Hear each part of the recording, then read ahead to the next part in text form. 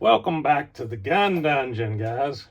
Sitting here loading up, well, getting ready to load up some 6.5 Grendels. I'm going to be doing a little load development with these particular loads here. I'm going to be using CFE 223, just hand priming for the moment. But today's topic for reloading and rambling, in case you didn't know, that's what we're doing. I'm not in my normal spot. But for today's topic, we're going to talk about carrying inside your home. Do you carry inside your home? Is that something that you practice? Or do you typically just put the gun somewhere that's easy to access? And that's one bad thing about this priming system here.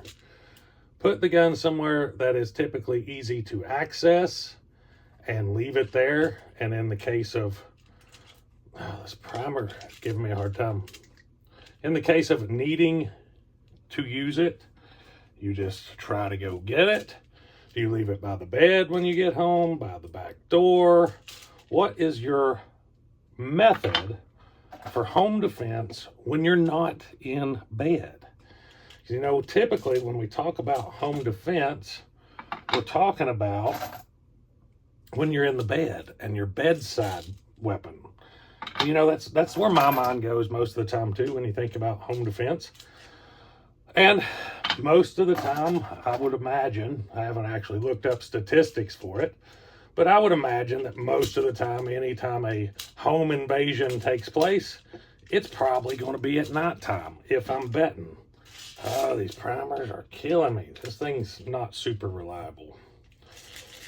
But, yeah, it's typically nighttime, but it doesn't always have to be nighttime. It could very easily happen during the day. We'll have to push that one out. Didn't see correctly.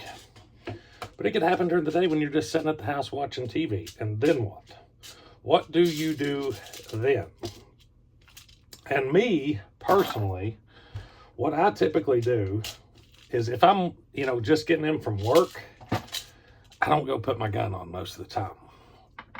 Because I can't carry my gun at work. I've got my britches on, but I don't have my gun on if I'm just coming in from work. But I do have a living room gun that is conspicuously placed out of sight, out of the way. Kids can't reach it, but I can get to it fairly quick if I need to. So, when I come home, that's my option. I typically have a critter gun beside the back door anyways, which ain't nothing real powerful, but I will have something of a long gun there next to the back door. And then my bedroom's not too far from the living room. But, like, say on weekends, when I can get up in the morning, get dressed, I put my gun on. And I carry it all day long at the house, in the yard. Whatever I'm doing, I have my gun and I have it on me. Because I think on-body carry is the most efficient, the safest, and you get used to it, so it's not really uncomfortable or anything like that. But to me, I think on-body is the best option if you can get by with it. I probably should get in the habit of coming home from work and going and putting my gun on. I just don't. I should. That would probably be the best idea. But, it's one of those things of you get complacent, and everybody does. Everybody eventually, you get complacent in everything you do, and that's one of them. Maybe it's something I need to consider myself. I don't know. But, hang on just a second. Let me grab my load data so that I can know where to start plugging and chugging here. Yeah, I got my own little black book here. This is, guys, I'm talking years and years of data written here. If you don't have your own little load book with your own data collected in it, I don't know what y'all are doing. But this is all stuff I keep on my chronograph stuff. I use a lot of auto discs, so I keep the auto disc numbers. Everything's all there where I can get to it. Okay. All right. That's where I'm going to go. I'm not telling you what I'm doing. But, you know, maybe I should start going, putting my gun on through the day and carrying it till nighttime. That's an option. You know, and like I said earlier, when I get up in the mornings on the weekends, you know, sometimes I go to the gym. Well, actually, I go to the gym most days when I get up. But I wear gym shorts. And when I come back, I don't put blue jeans on. But what I do is I'll go ahead and put my LCP2 in my pocket in my gym shorts. And that is what I carry for the rest of the day. And that works out really well for me. I really like using that gun in that role, and it allows me to carry all day at the house. No worrying about, you know, putting on jeans or being uncomfortable. Nobody wants to be uncomfortable all day at your house. I understand that. But just a couple things to think about. And, you know, if you are going to keep your gun off body at your house, keep it somewhere safe. Keep it somewhere you know where you're going to automatically react and be able to go get it. Not like, oh crap, where's my gun? Where did I put it this week? Where's it stashed? I moved it. Because that's, you know, heat of the moment. You're going to want to rely on muscle memory, immediate action, no having to think through anything.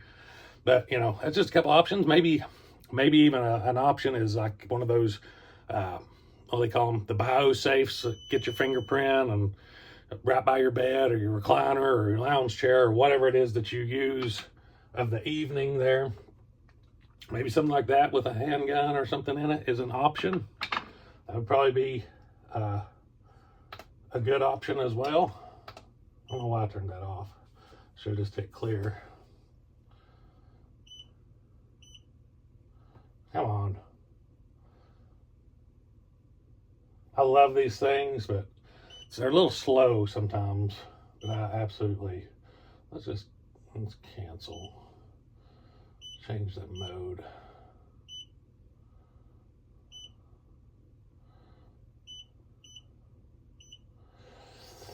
I know, I'm sitting here doing this when I should be talking to you, but it is what it is. But, you know, like I said, there's a couple options, and it's something to think through, but on body is always going to be your best option, no matter when or where it's at. On body, my opinion, is always the best option for carry. Not a big purse carry fan, not a big backpack carry fan, fanny pack. Fanny pack's more attached to you than a purse or something like that. But, you know, I'm not a big fan of off-body carry just because I think you're better off to have full control of your firearm at all times. You know, like I said, if it's hidden somewhere out of the way, somewhere where nobody that ain't supposed to get to it isn't going to get to it, that's okay. If it's locked in, I forget what those safes are called. I don't know why I can't think of that. But if it's locked in one of those, that's safe. You ain't going to have to worry about that. But, you know, just something to think about. Well, let me know what you guys do around your own home. Do you carry all the time at your own home? Do you have one stashed somewhere? What do you do? Let me know. I might take some of your ideas and implement them into my own usage here. So anyways, till next time, guys, stay tuned.